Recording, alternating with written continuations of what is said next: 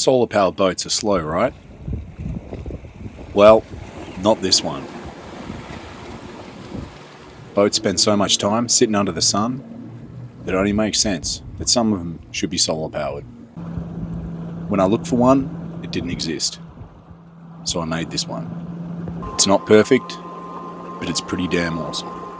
All right, I am out on my solar powered boat, Voltnamps, and yeah, living the dream. Why would you want a solar powered boat, I hear you ask? Well, it's sick, that's why. It's light, it's fairly efficient. Yeah, it gets me everywhere I need to go. It's a one-handed lift for the outboard, and like the whole boat setup probably only weighs just a little bit over 100 kilos. Let me take you through it. So the boat, if you can see it, is a TrueKit Discovery.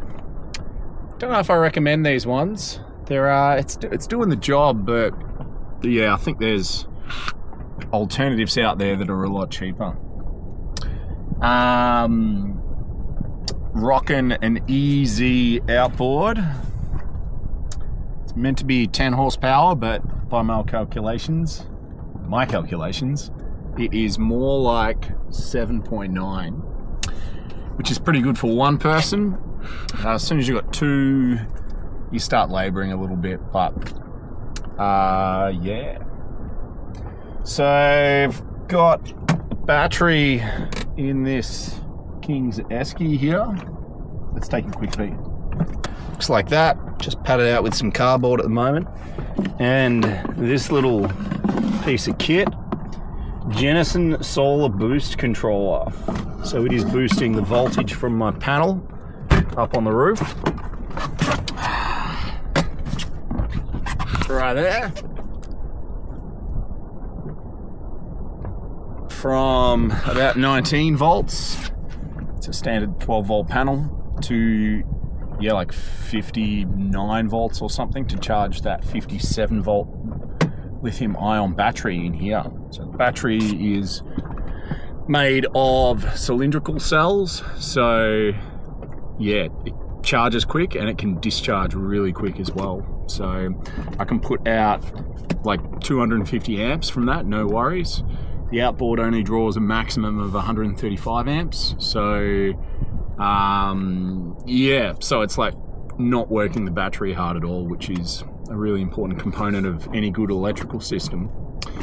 Solar panel on top is 300 watts.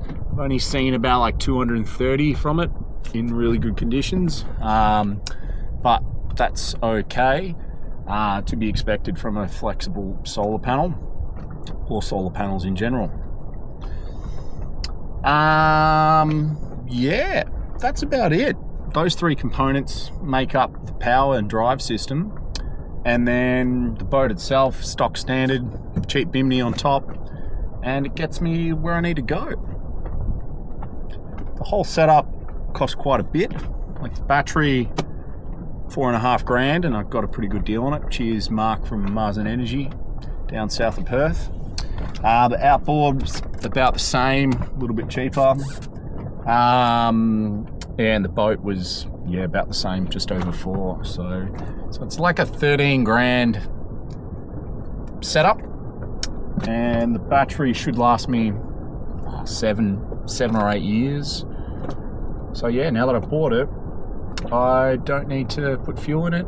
It's got no maintenance cost really, and you just enjoy it. So yeah, let's have a little bit of a go of it. So if you cruise like this, you don't draw much power at all. So it's currently charging at about 2.5 amps. And if you just cruise like this at about 6 kilometers an hour, it only draws about 6 or 7 amps. A little bit faster, drawing sort of 8 or 9 amps, you go about 8 kilometers an hour, which is a really good speed if you're trying to go distance. So this will go about 50 to 70 k's at that speed. You can also go faster but it draws a lot of power. So like this will draw 130 amps to go about 20k an hour.